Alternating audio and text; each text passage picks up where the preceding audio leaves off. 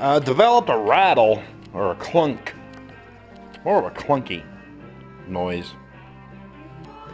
First I thought it was up in the dash somewhere, so I dismantled the dash, and I can't find anything in there that's causing this noise. LEDs. And it sounds like maybe it's coming from either just on the other side of the firewall or in the hump. Well, I can't find anything on the firewall that's rattling back against it. Everything is tight, secure. So there's a complete failure on the motor mount on this one. I don't know if you can see that. It's completely cracked, and so I'm wondering if maybe this entire engine compartment took a transmission bath, fluid bath, because I forgot to tighten down the inlet fittings on the bottom of the radiator. I'm wondering if the fact that the motor mounts were old, failure. I mean, that one's completely split all the way through.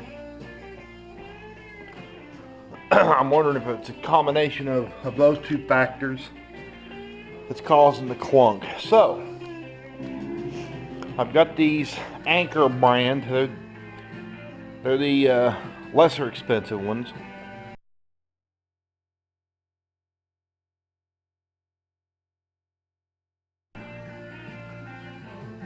Just a big chunk of rubber with a shackle over it. I'm going to swap those out. I'll start on this side. Do this one first, then that one. And get the floor jack under the bell housing to give the engine some support. If I can't get under the bell housing, which it's looking like I'm not going to be able to, now I'm looking down in there, I'll have to go on the oil pan. Raised up some, jacked up, and to pressure off that motor mount so I can crack them loose and get them out. Do one at a time.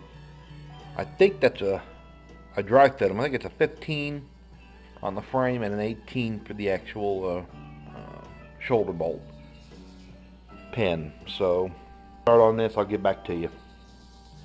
See you shortly. I have bitched before about Johnny engineers all being brain damaged.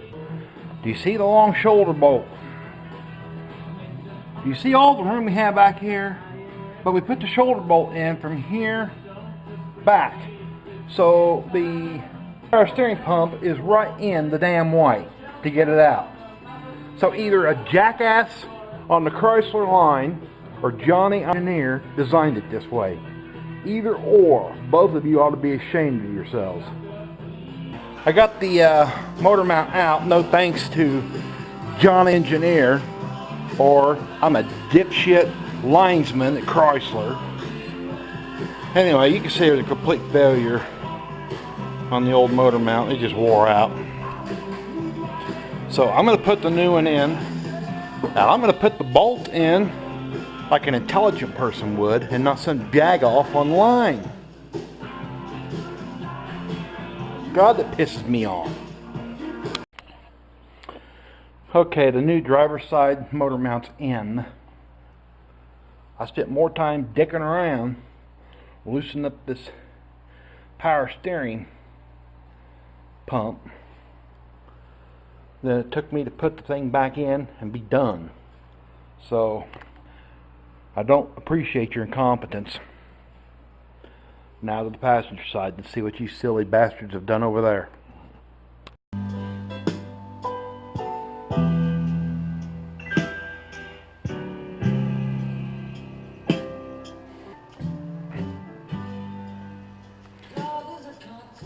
Wrap up on the motor mounts. They're done. The passenger side on this Jeep doesn't have an air conditioner, so it was really pretty difficult to screw this up. Plenty of room on both sides to get the long bolt out. And as you already well aware. The driver's side, completely different story. As you can tell, I put the bolt in the opposite way it came. So somebody has to do this in the future. You just take that one nut off this side and it goes out the back. Plenty of room. So, anyway, it was a fun project. Other than that hiccup, I really enjoyed it. So, okay, be moving forward now. I'd like to live to ripe old age with Yoko only, and I'm not afraid of dying. I don't know how I feel at the moment, but I'm prepared for death because I don't believe in it. I think it's just getting out of one car and getting into another.